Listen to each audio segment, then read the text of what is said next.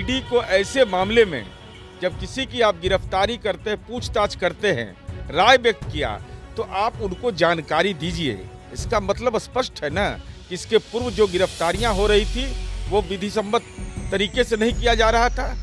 तो जुल्मी कब तक जुल्म करोगे, सत्ता के हथियारों से चप्पा चप्पा गूंज रहा है परिवर्तन के नारों से। के द्वारा संजय सिंह की कल गिरफ्तारी की गई, शराब घोटाले मामले में जो है उनकी गिरफ्तारी हुई है और साथ ही साथ बंगाल में पूर्व मंत्री के यहाँ भी छापे पड़ रहे हैं। बात करेंगे, हमारे साथ जेडीयू के मुख्य प्रवक्ता नीरज कुमार है।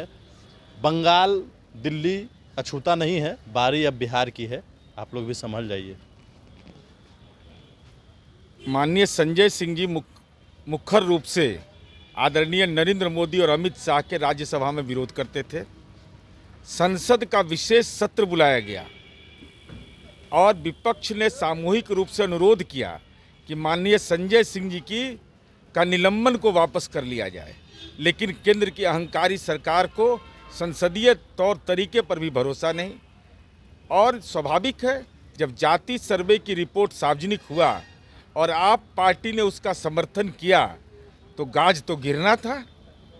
तो इन लोगों ने गाज गिराया, माननीय संजय सिंह जी की गिरफ्तारी सुनिश्चित किया।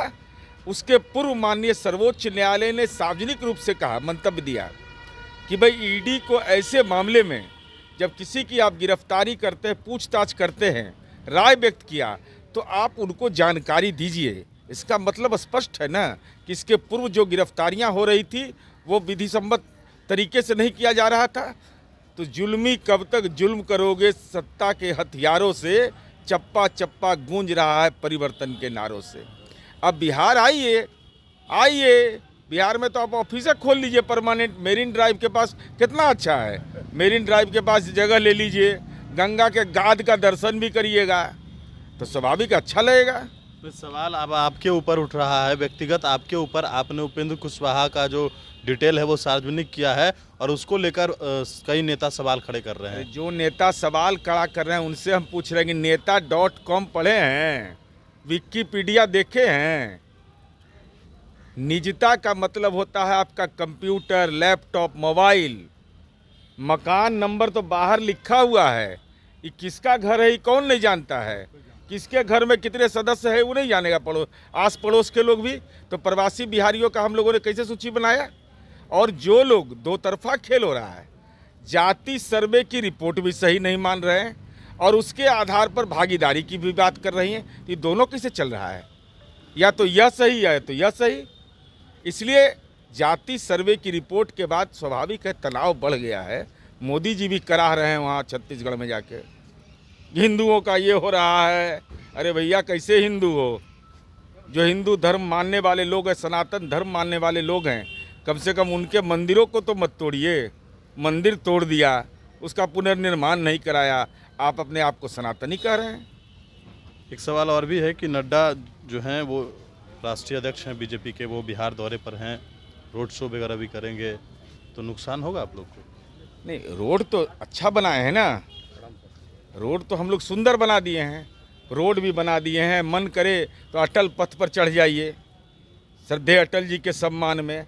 और मन बेचैन अगर हो तो मेरीन ड्राइव देखने के लिए आप मुंबई जाना पड़ता था, वहाँ दर्शन कर लीजिए और वहाँ से सीधा पटन देवी चले जाइए, बड़ी पटन देवी। तब आपको एहसास होगा कि माननीय नीतीश कुमार जी ने क्या किया है। जहाँ श्रद्धा देवी के प्रति सर झुकाइए और वहाँ पर माननीय मुख्यमंत्री जी का काम देखिए, काम बोलता है। वहाँ पर 7.5 करोड़ रुपया माननीय मुख्यमंत्री नीतीश कुमार जी के निर्देश पर पार्टी के विधान पार्षद और अल्पसंख्यक समाज के भी जो विधान पार्षद हैं, अफाक अहमद खान, उन्होंने अपनी राशि उस मंदिर के विकास के लिए दिया। भाजपा के सांसद हैं वहाँ, विधायक हैं वहाँ लगातार, आज तक 1 रुपये का कोई योगदान नहीं है। तो इसका अवलोकन कर लीजिए। अब बापू सभागार आ रहे हैं, तो जरा बता दीजिएगा कि देश भर में ऐसा सभागार आपको मिला है कहाँ कहाँ भाजपा शासित प्रदेश में? और श्रद्धेय बापू को क्यों नहीं याद किया? आज़ादी के अमृत महोत्सव में यह बता दीजिएगा और धन्यवाद दे दीजिएगा एक बार बेमन से कि नीतीश कुमार जी ने तो शानदार बापू सभागार बनाया है, साथ ही साथ आज श्रद्धेय कैलाशपति मिश्र जी के 100वीं जयंती पर आप आ रहे हैं।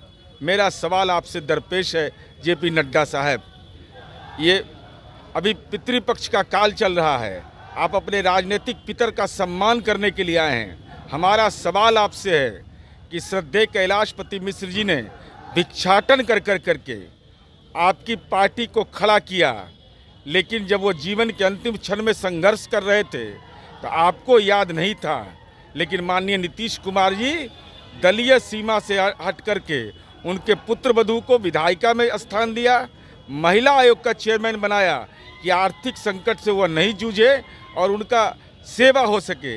लेकिन भाजपा और आरएसएस का कोई कार्यकर्ता कैलाश जी के सम्मान के लिए न उनका सेवा किया न उनको आर्थिक सहायता दिया। तो जरा जारी करिएगा कि बिहार देश भर में कैलाश जी के सम्मान में क्या क्या आपने कार्यक्रम किए हैं। नीतीश कुमार से आज मुलाकात किया है आनंद मोहन ने। वो तो मुलाकात करेंगे भाई, मुलाकात तो करने का उनको अधिकार प्राप्त है।